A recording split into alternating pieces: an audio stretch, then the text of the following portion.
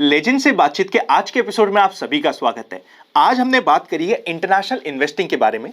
International investing में क्या new age startup में क्या रिस्क होती है, क्या पॉइंटर्स होते हैं जो हमें ध्यान रखना चाहिए, किस तरीके से हम डाइवर्सिफिकेशन कर सकते हैं, किनको इन्वेस्ट करना चाहिए, किनको इन्वेस्ट नहीं करना चाहिए, एक एक पॉइंट जो आप इंटरनेशनल इन्वेस्टिंग के लिए जानना चाहते हैं आज के इस वीडियो में डिस्कस हुआ है। बहुत इंपॉर्टेंट वीडियो होने वाला है, तो एंड तक देखना मत भूलिएगा।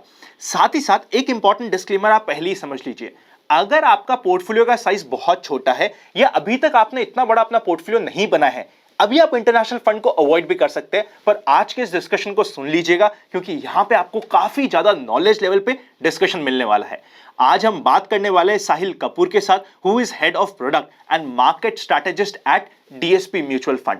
इन्हें डेटा बहुत पसंद है, मुझे भी डेटा बहुत पसंद है और आपको भी डेटा बहुत पसंद है, तो इस वीडियो को अभी से ही लाइक कर दीजिए, दोस्तों के साथ शेयर करना मत भूलिएगा। जिस समय टाइम हो शांति से अकेले बैठ के इस वीडियो को सुनिएगा। मेरी बात का विश्वास करिए, आप इस वीडियो को 2 बार सुनेंगे क्योंकि मेरे लिए भी काफी सारे पॉइंटर्स इस वीडियो में नए थे।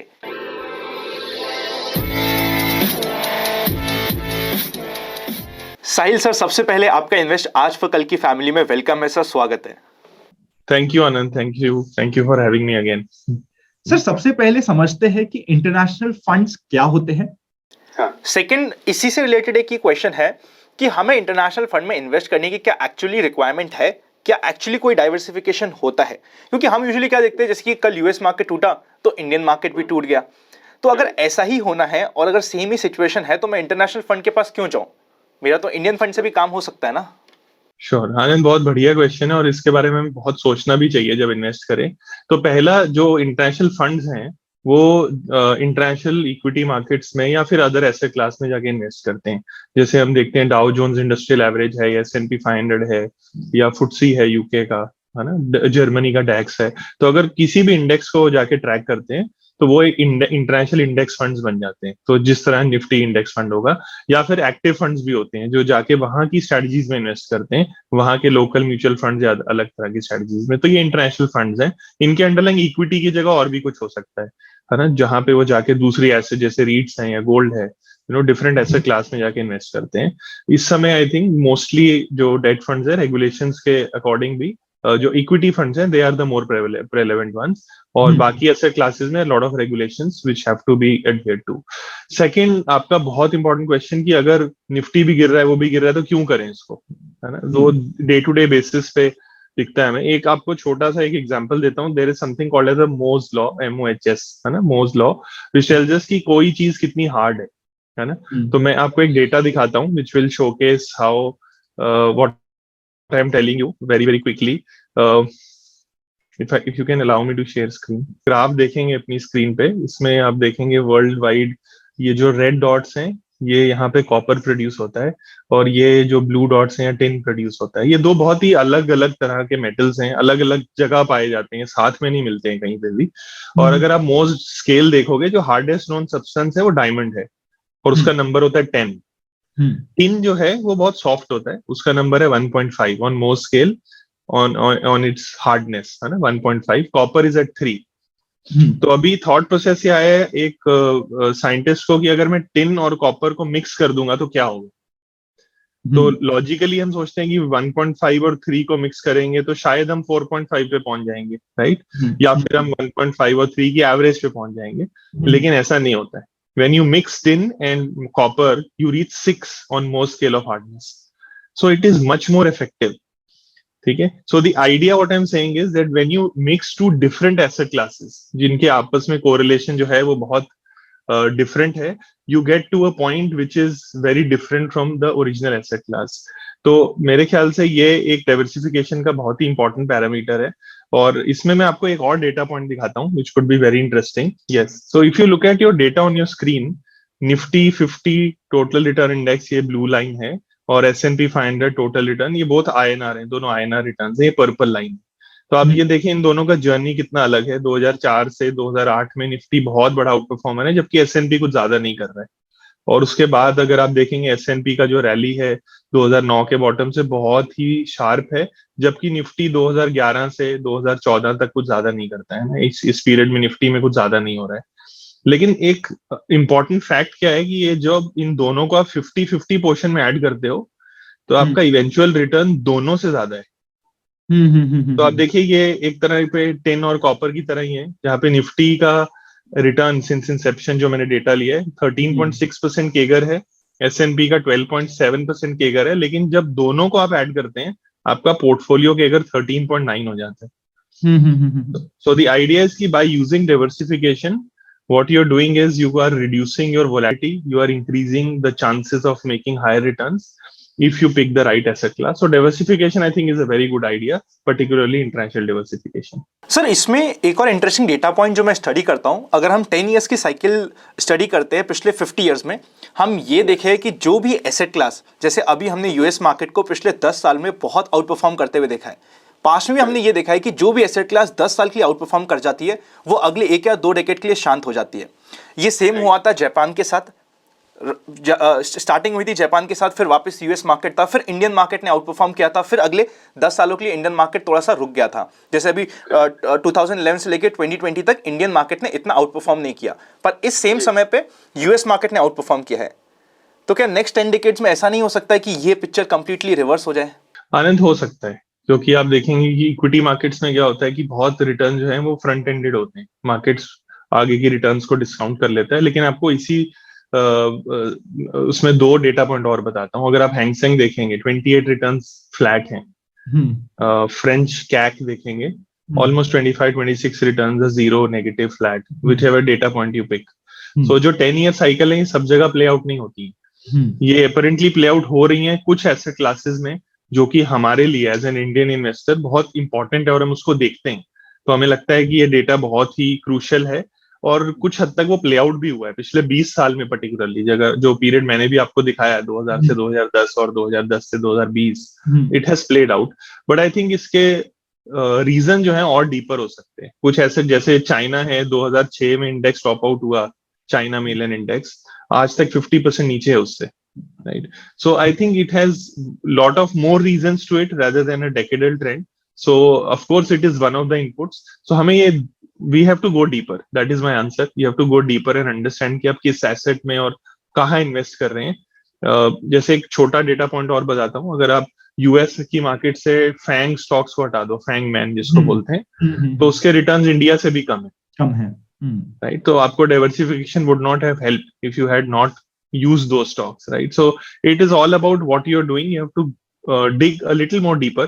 आपको थोड़ा जड़ तक जाना पड़ेगा अपने पोर्टफोलियो में और ये देखना पड़ेगा कि आइडियली आपके लिए अच्छा मिक्स क्या है। बिल्कुल ठीक बात है। इसीलिए ना सर अभी ऑफ लेटली फैंग नाम के फंड्स भी बहुत सारे आ गए हैं और मैं नाम किसी का नहीं लूंगा, बट बिकॉज उसने बहुत आउट परफॉर्म करा है हम उसके पीछे भागने की कोशिश कर रहे हैं। सर यहाँ पे हमें ये तो समझ आ रहा है लो कोरिलेशन है, हम नेगेटिव कोरिलेशन नहीं कह सकते, लो कोरिलेशन है।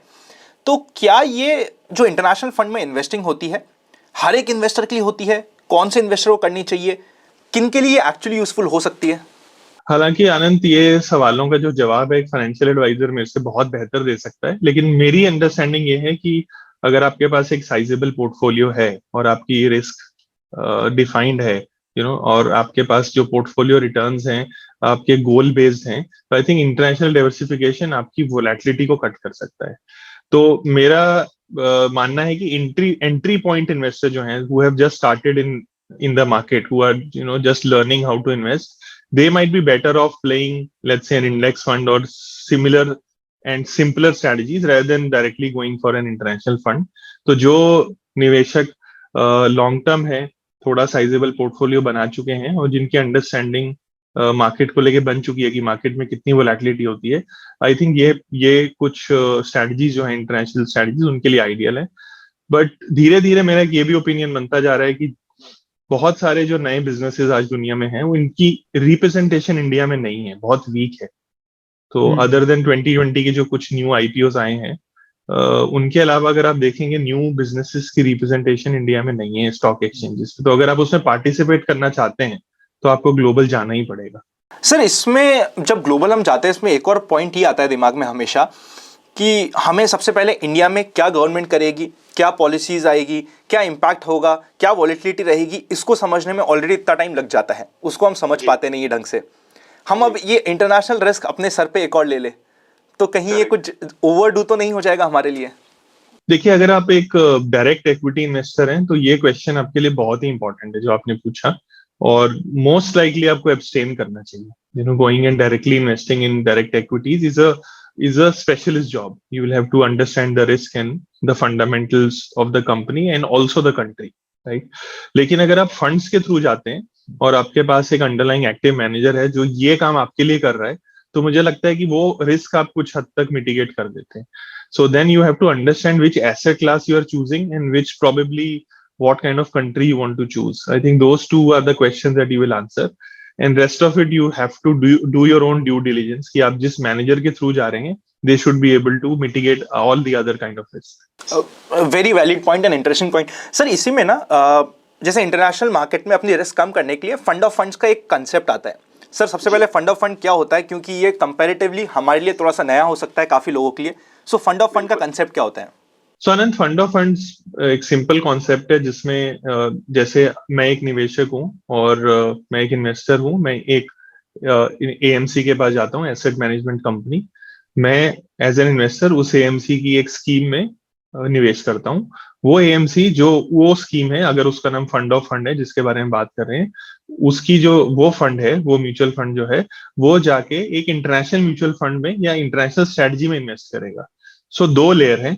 It is acting like super AMC for me, and it is going and selecting strategies where he is going to invest on my behalf. So AMC will act as manager of those strategies. जैसे एक example देता हूं, अगर आप एक investor है X और एक AMC है Y. X ने Y को पैसे दिए, लेट्स से 100 रुपीज, और Y AMC ने बोला I am going to invest this money in S&P 500 index and I am going to replicate it for you. So वो जो AMC है, Y AMC, it will go and invest in the S&P का जो construct है index का, और इसको fund of fund बोलते हैं. अब वो S&P 500 इंडेक्स की जगह कुछ भी हो सकता है. It could be a mutual fund, it could be a different strategy, it could be a REIT. जो भी हमारे रेगुलेशंस अलाउ करते हैं उस तरह के एसेट क्लास में जाके वो इन्वेस्ट करता है. इसको फंड ऑफ फंड्स बोलते हैं, क्योंकि AMC का जो फंड है वो जाके और फंड्स में इन्वेस्ट कर रहा है, इसीलिए इसका नाम फंड ऑफ फंड्स. सो मतलब इन ट्रू सेंस ये फंड अपने आप में कोई सिलेक्शन नहीं करने वाला, ये जस्ट इतना सेलेक्ट करेगा मुझे कौन से फंड में एक एलोकेशन करना है या कितना परसेंटेज एलोकेट करना है. एब्सोल्युटली. तो ये जाके ETFs में या फिर दूसरे फंड्स में जाके निवेश कर सकता है. सर इससे पहले कि हम नेक्स्ट क्वेश्चन पे जाए, एक इंपॉर्टेंट डिस्क्लेमर है सभी के लिए. इन्वेस्ट आज पर कल पे मैं कभी भी NFO की बात नहीं करता, क्योंकि मुझे वो कंसेप्ट बहुत ज्यादा इंस्पायरिंग या फिर बहुत ज्यादा मोटिवेट नहीं करता कि मैं उसमें जाके इन्वेस्ट करूं. पर आज हम एक फंड ऑफ फंड की बात करने वाले हैं. यहाँ से एक छोटा डिस्कशन होने वाला है. DSP का एक नया फंड ऑफ फंड आने वाला है जो एक्चुअली बहुत इंटरेस्टिंग है एजुकेशनल पर्पस के लिए. मैंने भी जब पर्सनली उसको स्टडी किया मुझे बहुत मजा आया और बहुत सारी नई चीजें सीखने को मिली. इसलिए हमने आज ये साहिल सर को स्पेशली रिक्वेस्ट किया था कि आप उस फंड ऑफ फंड को भी कवर करो, क्योंकि यहाँ पे ये थोड़ा डिफरेंट कंसेप्ट है और एजुकेशन लेवल पे हमें हेल्प करेगा. तो सर समझाइए ना सर, ये क्या कंसेप्ट है और क्या हम यूज करने की कोशिश कर रहे हैं इसमें. सो आनंद, ये DSP का जो न्यू फंड है उसका नाम है DSP ग्लोबल इनोवेशन फंड, और ये फंड अंडरलाइंग ऐसी कंपनीज में इन्वेस्ट करना चाहता है जो कि इनोवेटिव हैं, जो कि अपने आप में नए बिजनेसेस क्रिएट कर रही हैं या फिर नए मार्केट प्लेस क्रिएट कर रही हैं या फिर एग्जिस्टिंग मार्केट प्लेस को डिसरप्ट कर रही हैं, नए तरीके ढूंढ रही हैं बिजनेस करने के. और आपने देखा होगा कि over a very long period of time ये इसको आप एक टेक्नोलॉजी लेड स्पेस भी बोल सकते हैं, not in the true sense of IT. आप ये एक IT फंड नहीं है, नहीं, या फिर ये इन ट्रूअर सेंस ऑफ जो आज हमारे दिल में धारणा है टेक्नोलॉजी का, वैसा फंड नहीं है. It is like for example saying कि मुझे एग्री टेक्नोलॉजी भी चाहिए, मुझे सॉफ्टवेयर भी चाहिए और मुझे जेनेटिक टेक्नोलॉजी भी चाहिए. तो ये ऐसा फंड है जो सब जगहों को कवर करता है और जाके उसमें इन्वेस्ट करता है. अभी इसका ये लॉन्ग टर्म बेनिफिट क्या है, अगर आप देखेंगे पिछले 15 साल में, मैं एक डेटा पॉइंट आपके साथ शेयर करता हूँ जो कि बहुत ही इंटरेस्टिंग डेटा पॉइंट है. तो अगर आप तो इसमें देखिए पिछले तकरीबन 2008-9 से ये दो लाइंस डाइवर्ज होने लगी हैं. दो लाइंस क्या हैं? ये US की टेक्नोलॉजी कंपनीज की अर्निंग्स हैं, ये कितना प्रॉफिट बना रही हैं, लास्ट 12 मंथ अर्निंग्स का ट्रेलिंग अर्निंग्स हैं, और ये X टेक्नोलॉजी है, बाकी दुनिया की सारी कंपनीज. तो आप देखिए सारा का सारा प्रॉफिट दुनिया का टेक्नोलॉजी कंपनीज बना रही है ना, और जो नॉन टेक्नोलॉजी कंपनीज हैं उनका प्रॉफिट बढ़ ही नहीं रहा है. और इसी वजह से आप देखेंगे कि जो टेक्नोलॉजी कंपनीज हैं globally, they are making all the money, they are making all the returns. तो जो नॉन टेक्नोलॉजी कंपनीज है, इधर दे आर अंडर परफॉर्मिंग और their stock prices are going up without earnings growth. अभी मैं आपको ये क्यों बता रहा हूँ, ये जो ब्लू लाइन है ये तकरीबन 15-16% के केगर से लगातार ऊपर जा रही है। मतलब इन कंपनीज की अर्निंग इतनी बढ़ रही है क्योंकि बाकी सारी कंपनी सिर्फ और सिर्फ टेक्नोलॉजी में इन्वेस्ट कर रही है।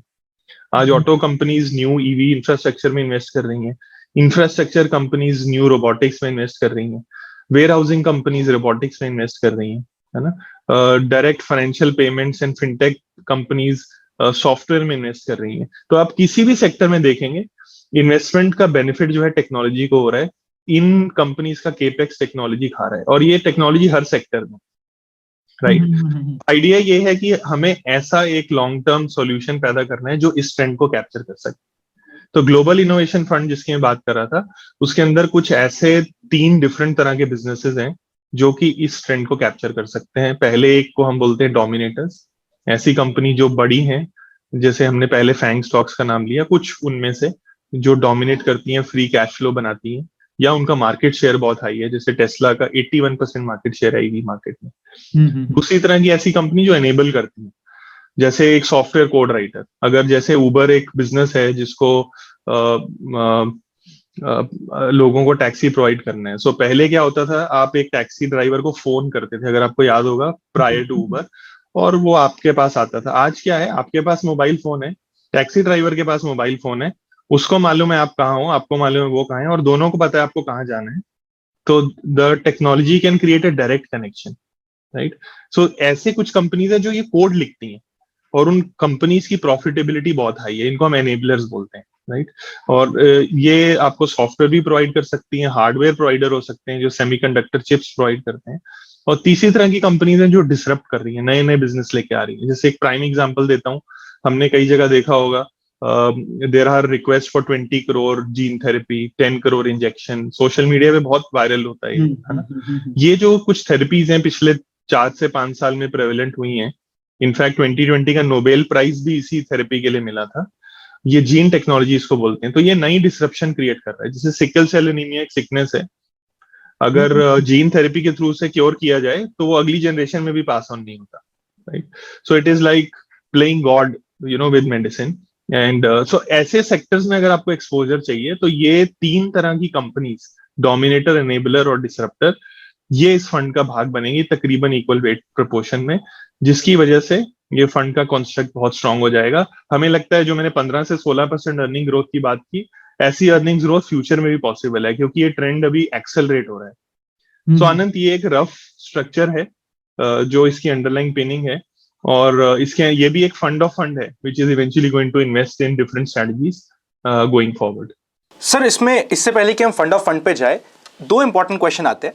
सबसे पहले, जैसे इंडिया में भी अभी न्यू एज स्टार्टअप्स आ रहे हैं, टेक्नोलॉजी बेस्ड स्टार्टअप्स आ रहे हैं, नाम हम बहुत सारे ले सकते हैं, चाहे वो जोमेटो हो, चाहे पेटीएम हो।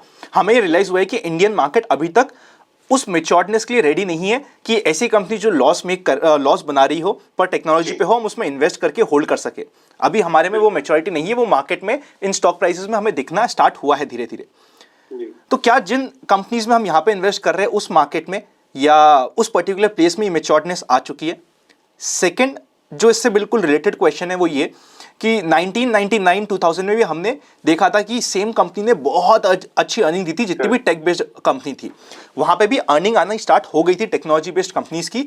और फिर हमने वहां पे बर्स्ट देखा था या एक बार हमने 7 से 8 साल का स्लो डाउन देख लिया था। इवन टीसीएस, इन्फोसिस जैसे शेयर के 7-7 साल तक भाव नहीं आए थे, जबकि वो बिल्कुल जायंट थे। तो क्या वापस ऐसा कुछ सिनेरियो नहीं हो सकता?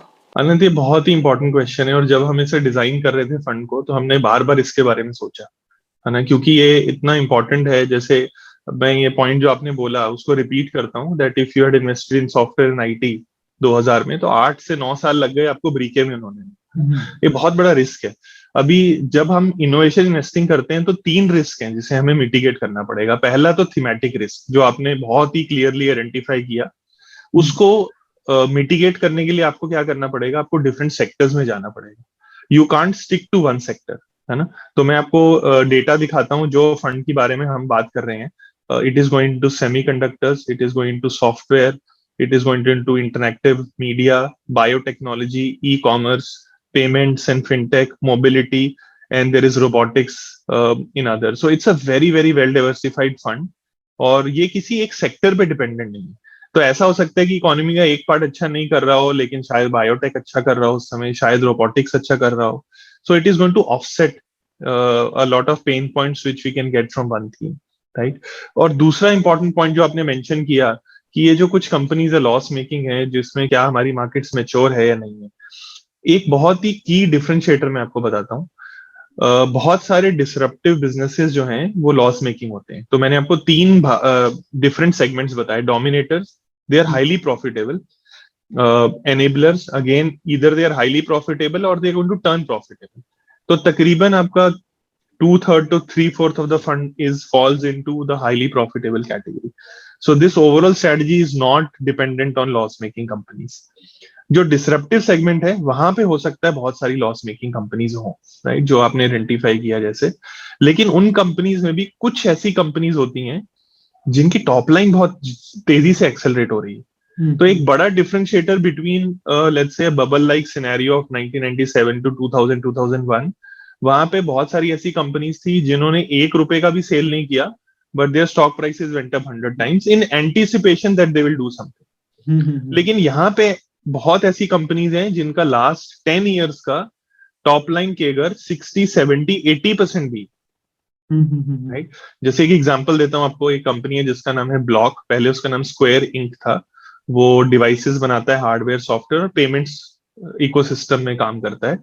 उसकी जो टॉप लाइन है, रेवेन्यूज हैं $200 million in 2012 में. आज वो $18 billion टच करने वाला है. तो ये 65-66% का जो केगर है, and it turned profitable last year. And by the time we reach 2025, it is going to be a very, very highly profitable company.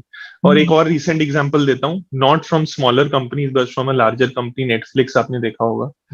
Last year उसका PE 116-120 था.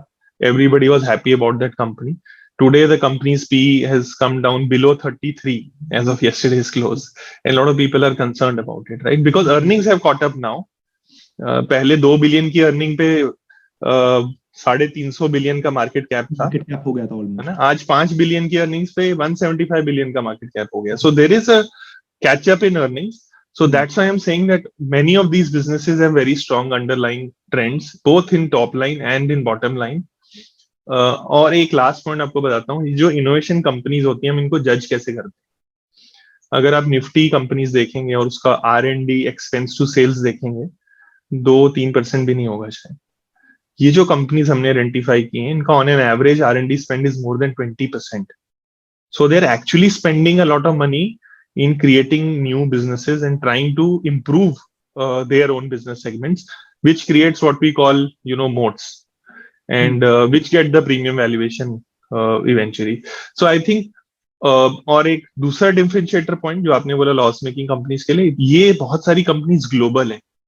जो इंडिया के बिजनेसेस हैं, न्यू एज बिजनेसेस, वो बहुत सारे local हैं. ये कंपनी जो है ये बहुत सारी कंट्रीज में निवेश करती हैं. जैसे आपको पता होगा, अपनी इंडिगो से अगर आपको व्हाट्सएप मैसेज आता है या उबर से आता है, वो एक कंपनी का इंफ्रास्ट्रक्चर है, ट्विलो.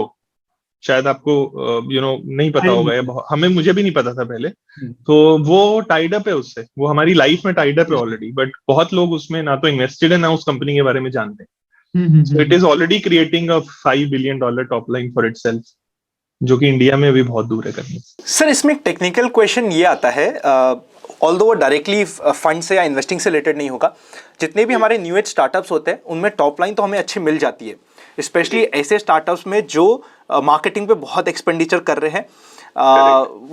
वो एक बीच में एक ट्विटर पे एक बहुत ही मज़ेदार ट्वीट भी वायरल हुआ था कि आप 100 मिलियन लोगों को एक रुपये देके कहो कि आप एक रुपये इन्वेस्ट करो मुझ में, और फिर उसको 500 मिलियन की आप वैल्यूएशन ले लो. सो मतलब मार्केट, उसमें मेन मुद्दे की बात ये थी कि मार्केटिंग में बहुत हैवी एक्सपेंडिचर था, जिसकी वजह से टॉप लाइन आ गई थी, बट जो बॉटम लाइन थी वहां पे हमें बहुत मेजर हिट हो रहा था. तो ये कैसे आइडेंटिफाई होगा?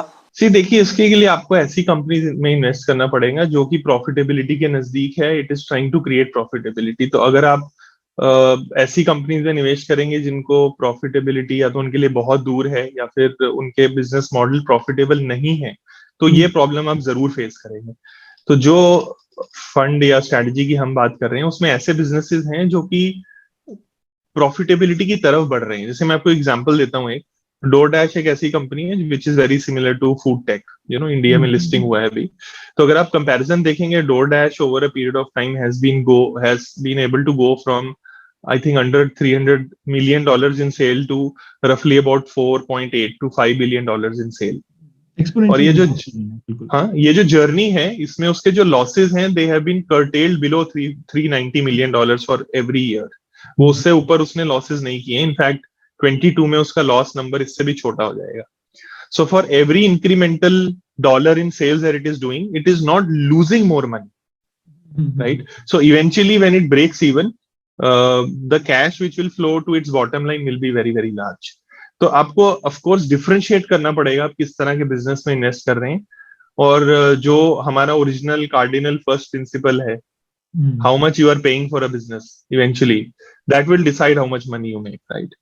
तो अगर आप महंगे बिजनेस खरीदेंगे तो इवेंचुअली पैसे बनाना बहुत डिफिकल्ट हो जाएगा, लेकिन अगर आप जस्टिफाइड वैल्यूएशंस पे लेंगे तो आई थिंक वो बहुत ही logically it will be easier for you to have a better investment journey. Very interesting discussion sir. Towards the end मुझे पर्सनली हमेशा रिस्क पे ज़्यादा फोकस करना हमेशा पसंद है। इंटरनेशनल इन्वेस्टमेंट करते वक्त कोई और रिस्क फैक्टर जो सभी इन्वेस्टर को ध्यान रखना चाहिए? देखिए, सबसे इंपॉर्टेंट होता है कि आप किस तरह के जियोग्राफीज में जा रहे हैं और किस तरह का कंट्री रिस्क ले रहे हैं। तो हमने देखा है कि जो रेगुलेटरी फ्रेमवर्क है वो वेस्टर्न कंट्रीज में, डेवलप्ड मार्केट्स में बहुत स्ट्रांग है, जहाँ पे हम इस तरह का एक्सपोजर ले सकते हैं, and we can be pretty much assured कि ओवरऑल लेवल पे वो रिस्क कंटेन रहेंगे। So you have to be geographically, diversified in terms of how much risk you take. Second, of course, एक currency risk आता है, जहाँ पे जो भी आपकी इंटरनेशनल रियलाइजेशंस हैं वो आईएनआर में जब कन्वर्ट होती हैं, तो अगर आईएनआर वीक हुआ है तो आपको बेनिफिट होता है। So you have to take that into consideration. और तीसरा, how much expertise you have, in terms of what kind of volatility can you take, क्योंकि कुछ ऐसी कंट्रीज हैं जो कि बहुत वॉलेटाइल है इन देयर इन्वेस्टमेंट जर्नी। जैसे अगर आप एक कमोडिटी प्रोड्यूसर में जाके इन्वेस्ट करेंगे, रशिया या ब्राजील, तो आपकी इन्वेस्टमेंट जर्नी बहुत अलग होगी। So you have to know आप कहाँ जा रहे हैं।